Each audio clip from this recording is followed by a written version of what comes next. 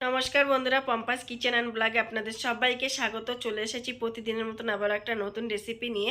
তো আজকে আমি বানাচ্ছি বাটার পনির। তো বাটার পনিরটা কিভাবে বানাচ্ছি দেখতে থাকুন, আশা করছি সবার ভালো লাগবে।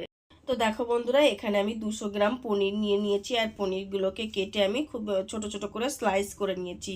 আর এখানে দেখো আমি একটু হালকা গরম জল নিয়ে নিয়েছি। তা পনিরগুলোকে এই গরম জলের মধ্যে আমি একটু 5 থেকে 7 মিনিট ডুবিয়ে রাখবো, তাহলে কি পনিরগুলো সফট হবে।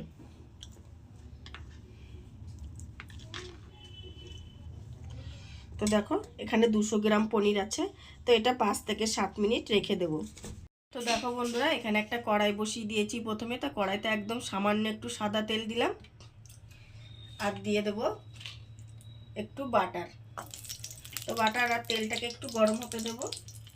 তো দেখো বাটার আর তেলের মধ্যে দিয়ে দিচ্ছি 2টো শুকনো লঙ্কা, একটু গোটা গরম মশলা, দারচিনি, লং আর এলাচি। এবার এগুলোকে একটু ভেজে নেব।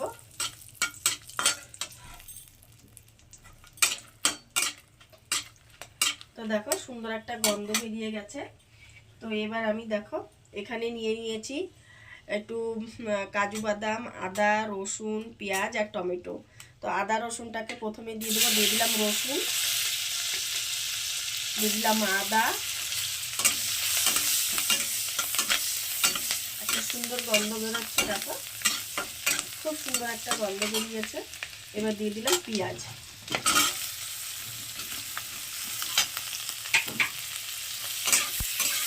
তো এবার এটাকে একটু হালকা ভেজে নেব, খুব বেশি ভাজবো না, হালকা একটু ভাজবো। পেঁয়াজ, আদা, রসুন এগুলো একটু হালকা ভাজা হয়ে গেছে। এখন এর মধ্যে আমি কাজুগুলো দিয়ে দিচ্ছি, কাজু, আর দিলাম টমেটো। এগুলোকে এখন একটু আমি ভেজে নেব।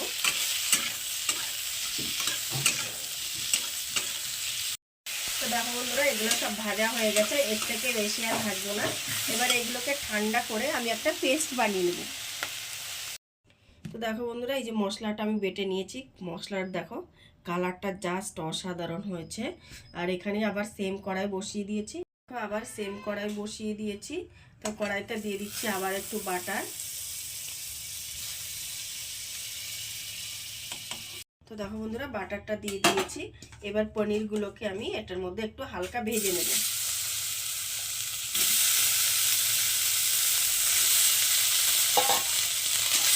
পনিরগুলো একটু হালকা ভেজে নেবো, খুব বেশি ভাজবো না, হালকা ভাজবো। তো দেখো বন্ধুরা, পনিরগুলো হালকা ভেজে নিয়েছি। এবার পনিরগুলোকে আমি তুলে নিচ্ছি। তো পনিরগুলো তুলে নিয়েছি। ওই কড়াইতে আবার একটু আমি সাদা তেল দিয়ে দিচ্ছি, সামান্য একটু সাদা তেল দিলাম।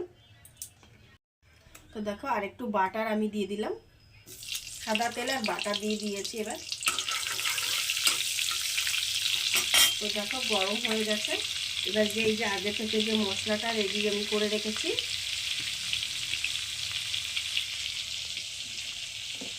এই মশলাটা এখন আমি এটার মধ্যে দিয়ে দেব।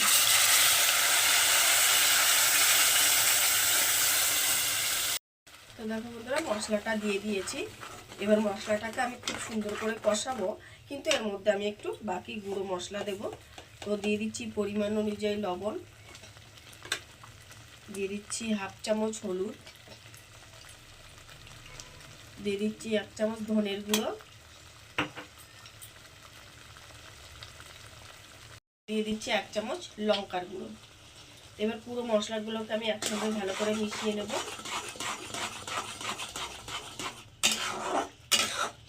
এবার আমি কিন্তু মশলাটাকে খুব একদম তেল বেরোনো পর্যন্ত কষিয়ে নেব।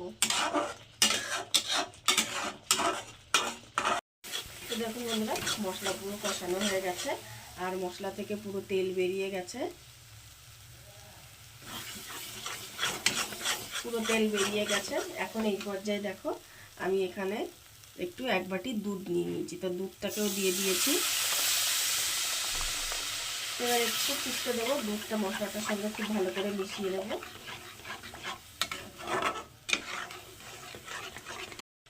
তো দেখুন বন্ধুরা, গ্রেভিটা ফুটে উঠেছে।